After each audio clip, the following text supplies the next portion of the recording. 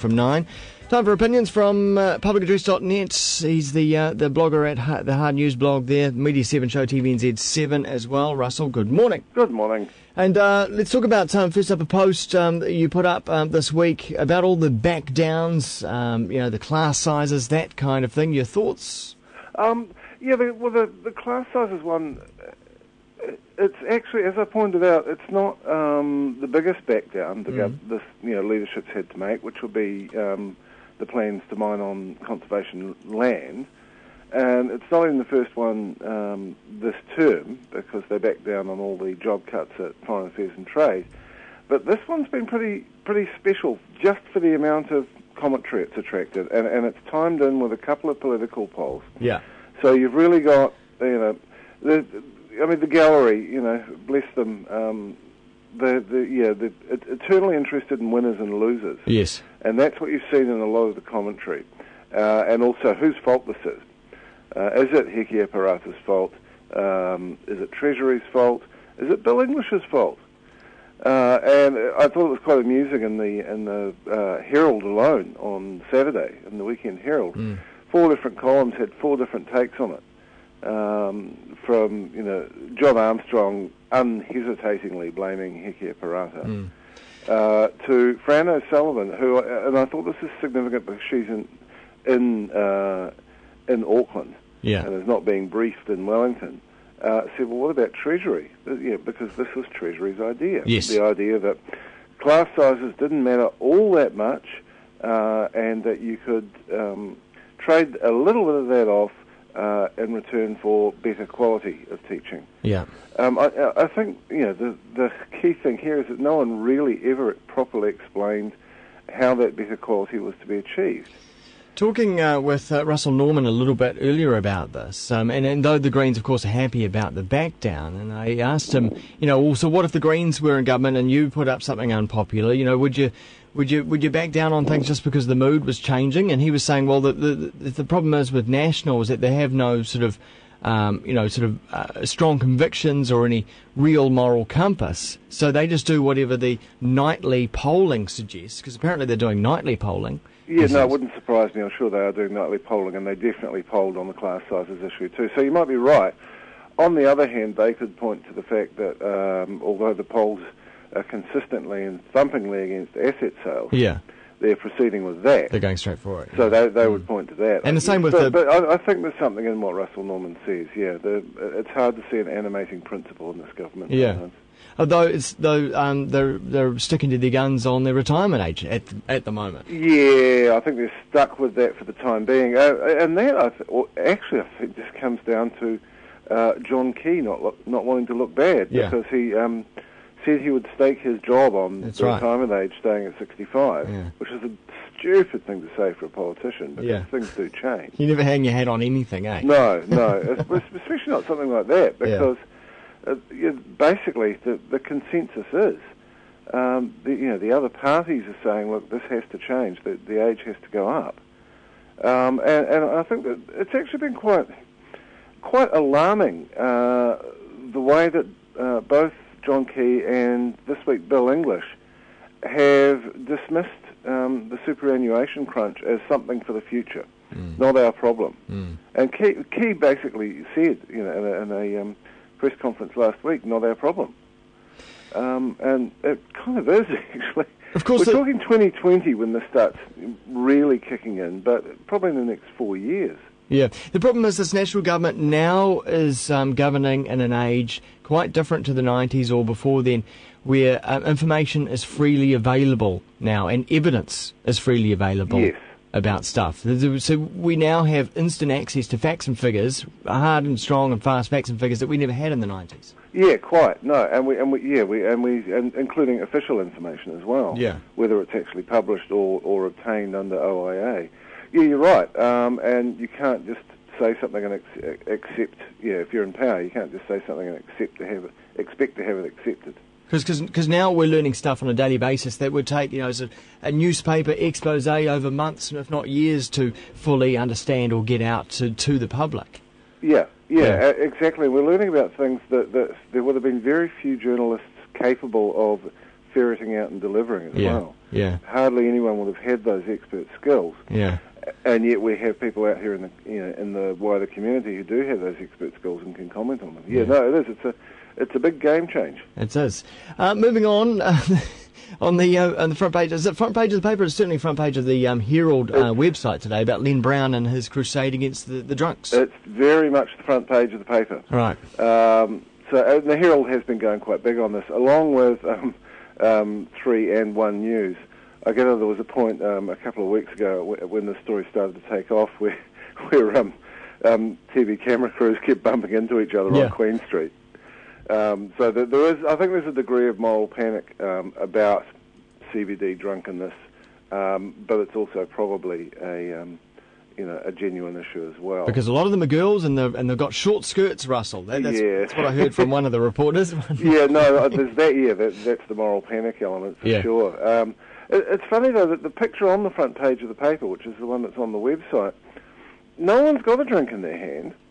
And these young people are not on the road, and they're not putting anyone in any danger. Yeah. And they're having a dance. They're having a good time. Yeah, they appear to be having a good time. No one's vomiting or fighting or anything. Yeah. So, I mean, that's always, you are, let's not stop people having a good time in the CBD. Yeah.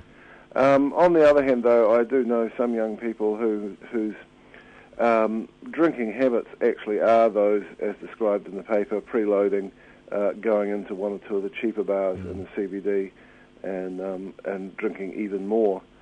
I don't know. Am I an old fuddy duddy? Well, but are these one of the? Is this one of the issues that a politician or a mayor can get bogged down and appear to be at the end of the day reactionary, and then the rest of their term is tied up with this sort of stuff? Well, if you recall, John Banks, when he was mayor, promised to do something about this sort of thing, and I think the CBD liquor bans have actually helped. I don't object to those particularly, actually. It's not something that you can apply a broken windows policy to, though. No, exactly. And those things work when the police apply them sensibly. So, don't, come down all heavy. Just point out to the person carrying an open beer that, in fact, there is a liquor ban, and they'll need to pour that into the rubbish bin there. Yeah. That's the way those things work well. Yeah. There's a cop in the Herald story today is saying, we need to get them where they're preloading. So he's proposing banning parking for anyone but residents in Galatos Street behind K Road, because apparently people sit in their cars there and preload. I've never seen that, and this seems a massive overreaction.